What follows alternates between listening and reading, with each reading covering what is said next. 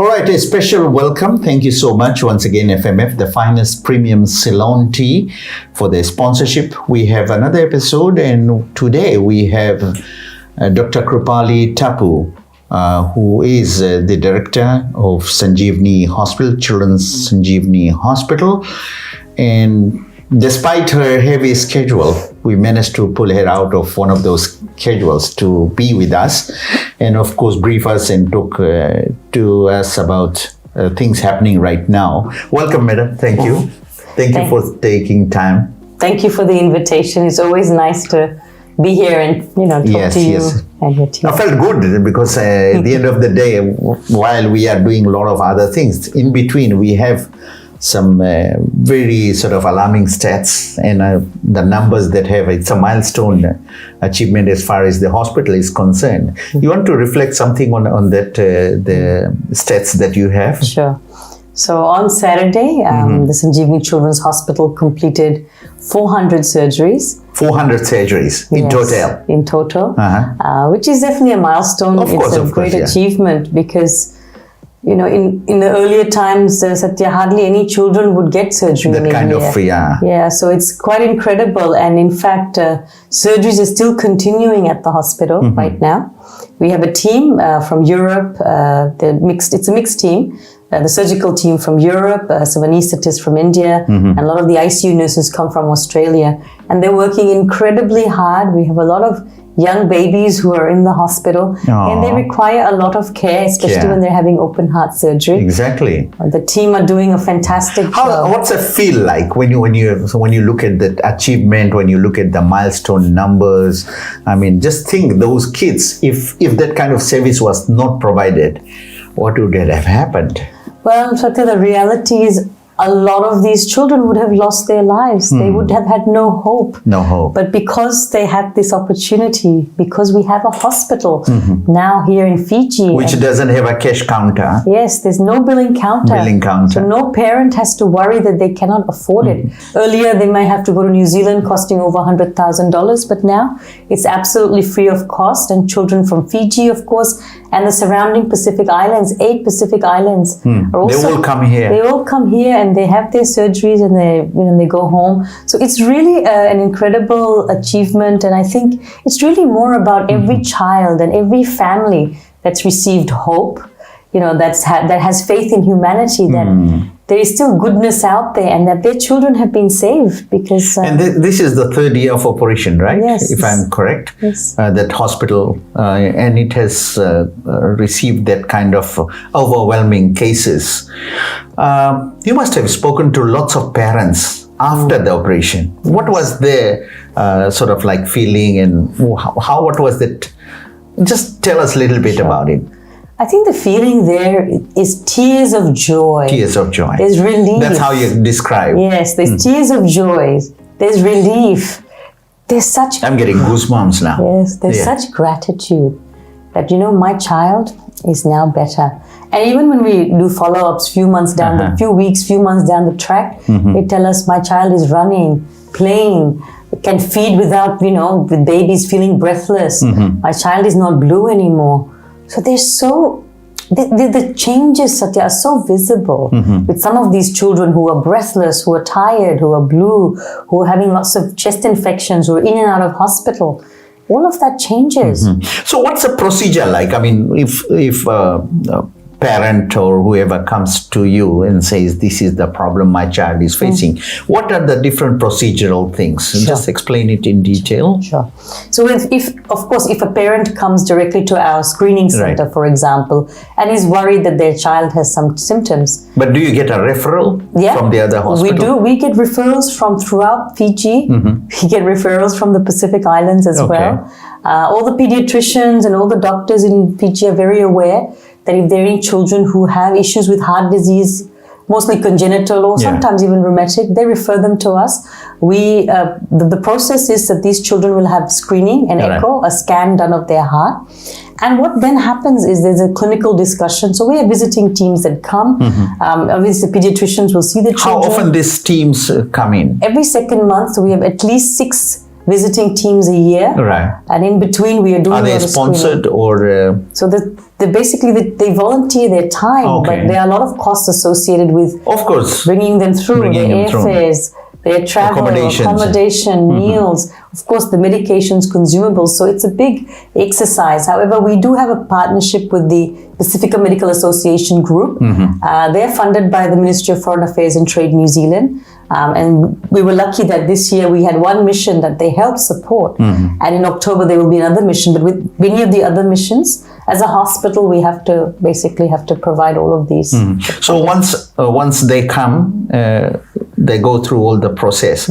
How long a child has to remain in the hospital? Sure. Is there a process on that? There is a process. So I'll just go back a little. So once they have their echo, once the pediatricians and clinicians worked out what the problem is, we have a meeting with the visiting team, the cardiologist, the surgeon. We have a clinical discussion. They look at the images and they decide which children need surgery when they come here. First, they'll review all the children again because it's a big undertaking. Once they decide who's having surgery, there's a list that's made. The child is admitted at least a day or two before the surgery. Then the surgery is done. Some children will stay for about 3 days. Some maybe 4. Between 3 to 5 days is the average stay. If it's a much more complicated procedure and if the younger babies, they may stay a little bit longer, up to 6 or 7 days. But a lot of these kids recover quickly, and children are very resilient as well, and they bounce back very quickly. So when you have that kind of process, and of course parents will be throughout there with them, there is, as you mentioned, there is a cost involved. Where do you get the funding? I mean, there's one side of it, but is there a process where the public can come on board and sort of help the organization? Because this is a big work. It's just not an ordinary thing. Running a hospital with so many, as you mentioned, the number of patients that you receive, it's big. Yes. So, I mean, we're grateful. I do understand. Of course, Mr. Tappoo has been very busy. He's doing lots of shows overseas. He does get some funding from there. But that's probably not enough. And that's very specific funding right now. We're trying to fundraise for a new cath lab. And that's a new project for next April. However, we are grateful to the government that they are giving us a grant, which help with some of our operational costs. But that's still not enough. And we need at least $2 to $3 million every year. We have to raise it as a foundation because these surgeries are expensive. And there are a lot of good people out there, many individuals, some organizations who have donated, and I really thank everyone who supported this hospital and the cause. But I'd also like to make a plea to the general public, to other people out there who think that they might want to contribute. Please reach out to our team. We're very active on social media. We have a Facebook page. You can write to us or come and visit us at the hospital. We have a finance department as well. I mean, of course, there's no billing counter, but we're happy to meet with you, to give you a tour of the hospital, and to explain what we do, because every dollar goes towards saving a child's life. FMF, the finest premium Ceylon tea, thank you so much for your sponsorship. But in the meantime, I'm just giving you some time to sip your tea. This is the FMF finest premium Ceylon tea. Thank you. And once again, they have been on board with us, and throughout all the episodes, they have been sort of supporting us. Every morning, wake up with a smile. With FMF tea, it's all worth the while. Hey, hey, hey, it's an FMF day. Tea time is calling, you need a quick fix. With FMF tea, you have the right mix. Hey, hey, hey, it's the FMF way. FMF Finest Ceylon Tea is second to none. Hey, hey, hey, FMF all the way. Madam, what happens if a person, I mean, right now we're talking about the babies. What about a person, adult person? If they turn up at your hospital, is there a process for that too? So at the moment, our focus really is children. However, we did one lot of adult valve replacement surgeries last December, because there was a need. None of the other visiting teams that used to come came to the public hospital, and so they needed help. And so we had a team that came from India and did some valve replacements. So these are people who have either congenital or mostly rheumatic, heart disease, and their valves are damaged. Later on this year in December, we will do one lot of adult valve replacement surgeries again because no team has come. The ministry need assistance. So we have a team that will come from India and Australia, one surgeon from India, one from Australia. So we're going to help with some valve replacements. And that's for the adults, right? And that's for the adults. So that will be coming up soon. Is there a cost involved to it? Because apparently we were very much focused on the kids because there was no billing counter, as you said, they didn't have to pay anything. But for the adults, there could be another issue. So, Satya, anything that we do in our hospital or we do as a foundation, we cannot charge anything. So that is also going to be free. Of course, valves are costly and we have to procure those, but we don't have a billing counter. And so even for the adults, we will not be charging and it will be a free service for the adults. As you mentioned, you're looking at some of those adult cases. I mean, in time to come, do we see the whole thing going generalized, not just focused on the kids in time to come?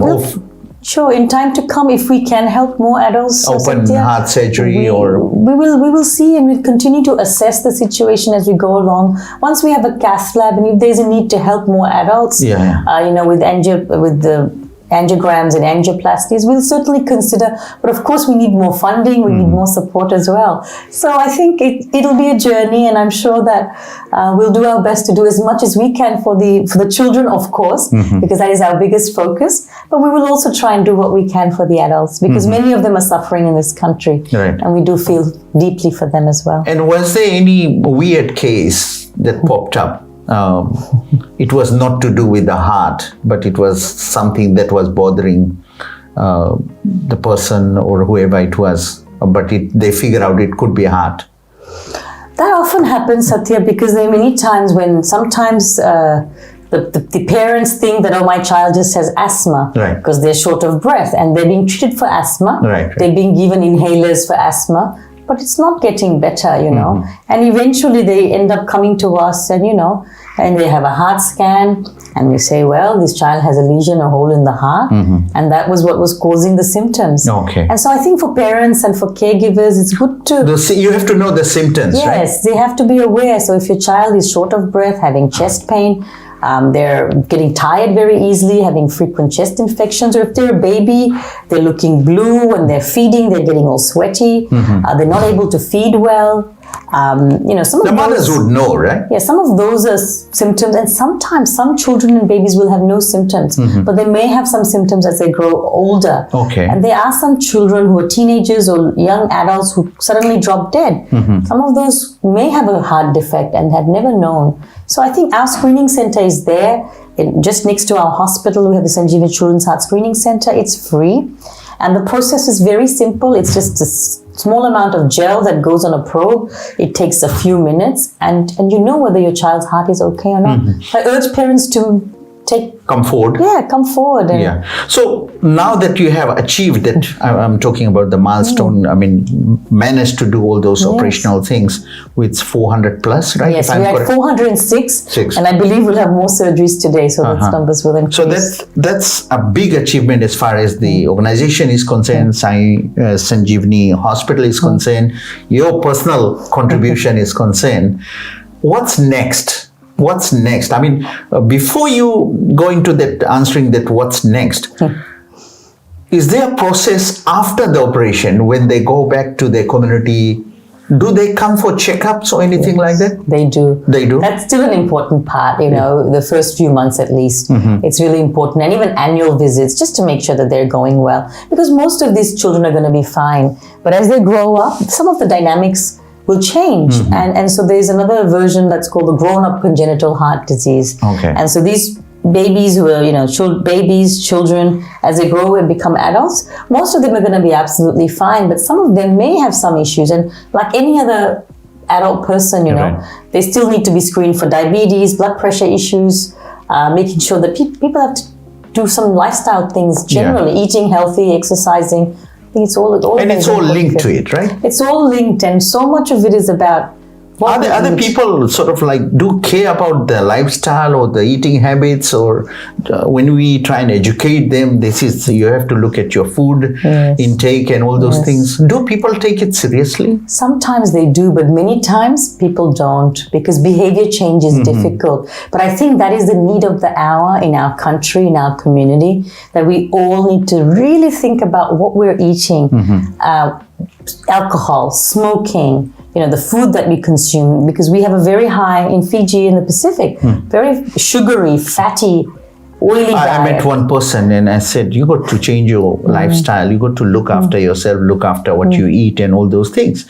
And he just comes up and says, hey, this is one life. I just want to enjoy my life. I said, that's not good enough. You must enjoy your life, but in a better way. That's right. It's about quality of life as well. And many people, very young people in their 30s are having heart attacks and dying. And that is really sad. Our rates of diabetes, hypertension, high cholesterol levels are all increasing. And I think as a country, as a community, we all need to look after our health and take it seriously, because it matters. Yeah. In the last 3 years, the journey that you have gone through, the success of the operational things you have done so far, after these 3 years of assessment, are you sort of on the right path and to achieve your goals and the mission that you had set up? I think we're definitely on the right path, Satya. When we started off, we didn't imagine that so much would happen, and that also so many people from around the world, medical professionals, would be a part of this journey. I mean, we have had 22 visiting teams come. We have children coming from 9 different countries. And I think the numbers speak for themselves, but also it's been a difficult journey, but a very beautiful journey. And I think there's a lot more to do. We are happy that so many lives are being saved, but we want to do more. We want to help more children and more of the Pacific Islands to also come here. And we want to get to a point where no child is going to lose their life because they didn't realize or there was no access. So that's really the mission. And we want to train more local people as well. We're already doing that, but that is another big part of what we do. We're already doing it, but we want to do even more, so that one day we have a full-fledged local or permanent team who can do this, and we don't have to have visiting teams. So it's a big vision, it's a big dream, but I think you have to dream, you have to have a vision, and you have to work towards it, though it doesn't come without hard work. So I'll be very honest, a lot of blood, sweat and tears have gone in this hospital from our trustees, the management team, all our hospital staff. Also, we work together with the Ministry of Health, so we appreciate their support as well, their doctors and nurses who help us. All the visiting teams, they volunteer their time. And so we are so grateful for everything that has happened. But there's a lot more to do, and we're ready. And we're ready for the next phase. We want to have a cath lab that's operational next year in April. So that will be very beautiful, because some of the children will not have to have open heart surgery. We can put small devices. On a personal note, yes, you have been, in a very short span of time, a very well-known, of course, person behind this hospital. Then, of course, wife of a very well-known celebrity, right? And then, of course, the management side of it, running the hospital and doing the PR, everything.